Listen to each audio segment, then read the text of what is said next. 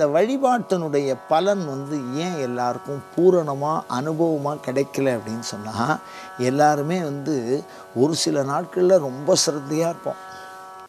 அன்றைக்கி பார்த்திங்கன்னா ஆற்றுல சுத்தமாக வெள்ளிக்கிழமைன்னா அன்றைக்கி சுத்தமாக இருப்போம். விளக்கெல்லாம் தேய்ச்சி சுத்தம்லாம் பண்ணி சாமியை ஜெபம் பண்ணி பாராயணம் பண்ணி டிவியை போட்டு அதை கேட்டு எல்லாம் பண்ணுவோம்.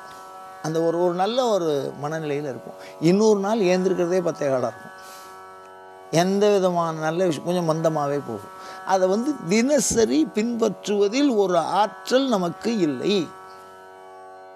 ஒரு வழுவுதல் வந்துடுது. அந்த வழுவாமல் இருக்கக்கூடியதற்கு பயன்படுத்துகிற ஆற்றலை தவம் என்று சொல்லுவார். தவம் என்று சொன்னாலே வழுவாதிருத்தல் அப்படின்னு நாம் புரிஞ்சுக்கணும். அது எதை பின்பற்றுறது வழுவாது அப்படின்னா, ஏதாவது ஒரு நெறி, ஏதாவது ஒரு சாமி, ஏதாவது ஒரு கோயில், ஏதாவது ஒரு வழிபாட்டு அறம், அதை பின்பற்றி கொள்வது, அதை வழுவாது செய்தல். சாப்பாடு ஒருத்தர் போடுவார், வேறு எதுவும் இல்லை. எப்போ அடியார்கள் வந்தாலும், சிவனடியார்கள் வந்தாலும் சாப்பாடு போடுவார் அப்படின்னு ஒரு அடியாருக்கு பழக்கம். அவ்வளோதான், வேறு ஒன்றும் இல்லை. டெய்லி சிவன் கோயிலுக்கு ஒரு மாவடுவை ஒரு அடியவர் கொண்டு கொடுப்பார், அது ஒரு வழிபாடு. தினசரி சந்தனம் இழைச்சி கொடுப்பார் ஒரு அடியவர், அது ஒரு பழக்கம்.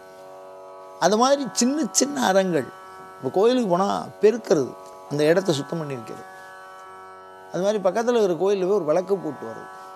விளக்கு போட்டே மோட்சத்துக்கு போனவா 6 பேருக்கு மேலே 63 நாயன்மார்கள். அவ்வளோ சிறப்பு விளக்குக்கு. ஒரே ஒரு விளக்கு இல்லை, விளக்குக்கு எண்ணெய் குருக்கள்கிட்ட கொடுத்து அதுக்கு உண்டான விஷயங்களை நீங்கள் செய்யுங்கோ அப்படின்னு சொல்கிறது. தினசரி இறைவனோடு, கோயிலோடு, பக்கத்தில் இருக்கிற கோயிலோட ஏதோ ஒரு தொடர்பு, அது தினசரி இருக்கணும். அதுமாரி வீட்டில் ஒரு தினசரி அந்த ஒரு பழக்கத்தை, ஒரு பஞ்சாட்சரம் சொல்கிறது, ஒரு 10 இல்லைன்னா ஒரு தேவாரங்களையோ ஒரு திருமுறைகளையோ பாராயணம் பண்ணுறது.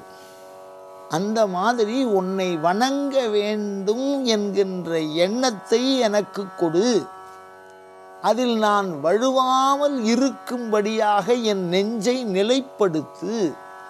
அப்படி நிலைப்படுத்தினோமே ஆனால் இறைவன் தானாக நம் இதயத்தில் குடி புகுவான். அப்படி குடி புகுகின்ற பொழுது நாம் நினைத்தவைகள் எல்லாம் நடக்கும். அப்படி நடக்கிற பொழுது அந்த இறைவன் மீது அப்பொழுது தோன்றும் அன்பு, அந்த அன்பு தான் நிலைக்கும்.